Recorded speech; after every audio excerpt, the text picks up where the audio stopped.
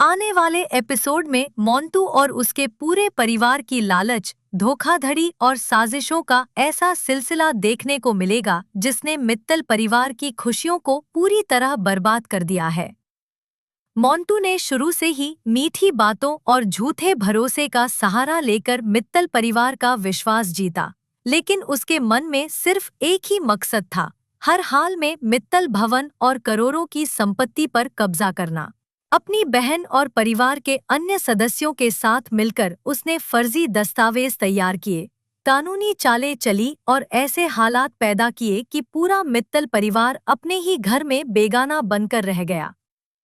जिस घर को परिवार ने वर्षों की मेहनत और प्यार से बसाया था, उसी घर से उन्हें बेदखल करने की तैयारी शुरू हो जाती है।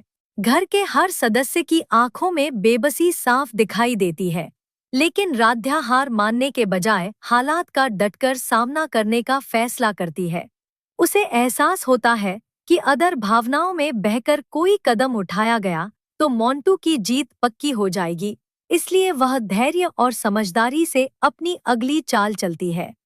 वह दादी की तबीयत का हवाला देकर मोंटू से कुछ दिनों की मोहलत मांगती है, ताकि परिवार को तुरंत घर छोड़ना न पड़े। मोंटू को लगता है कि राध्या अब पूरी तरह टूट चुकी है और उसके पास कोई दूसरा रास्ता नहीं बचा, इसलिए वह बड़ी आसानी से उसकी बात मान लेता है। लेकिन उसे बिल्कुल भी अंदाजा नहीं होता कि यही मोहलत उसके खिलाफ सबसे बड़ा हथियार बनने वाली है।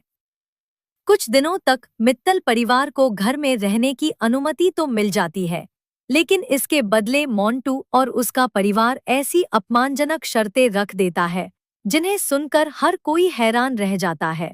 अब मित्तल परिवार का हर सदस्य अपने ही घर में नौकरों की तरह काम करने के लिए मजबूर कर दिया जाता है। राध्या से सुबह से रात तक रसोई का सारा काम कराया जाता है। प्रथम को घर के बाहर और अंदर के कठिन काम सौंप दिए जाते हैं।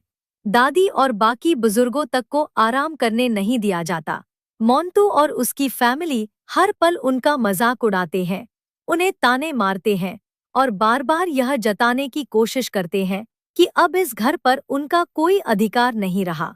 उनका असली उद्देश्य सिर्फ इतना है कि मित्तल परिवार मानसिक रूप से टूट जाए और बिना किसी लड़ाई के हमेशा के लिए यह घर छोड़ दे। लेकिन मोंटू यह नहीं जानता कि राध्या जितनी शांत दिखाई देती है, उतनी ही खतरनाक योजना उसके दिमाग में चल रही है। वह हर अपमान को चुपचाप सहते हुए